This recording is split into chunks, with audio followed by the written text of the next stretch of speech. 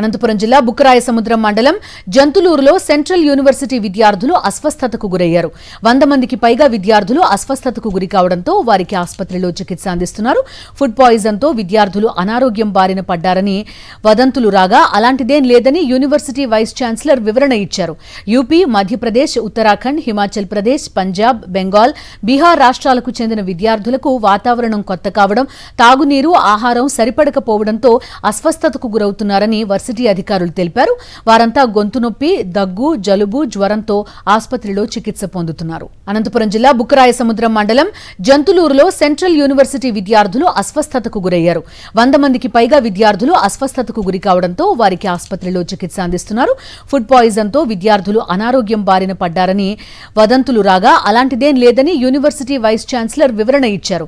UP, Madhya Pradesh, Uttarakhand, Himachal Pradesh, Punjab, Bengal, Bihar రాష్ట్రాలకు చెందిన విద్యార్థులకు వాతావరణం కొత్త కావడం, తాగునీరు, ఆహారం సరిపడకపోవడంతో అస్వస్థతకు గురవుతున్నారని వర్సిటీ అధికారులు తెలిపారు. వారంతా గొంతు నొప్పి, దగ్గు, జలుబు, జ్వరంతో ఆసుపత్రిలో చికిత్స పొందుతున్నారు.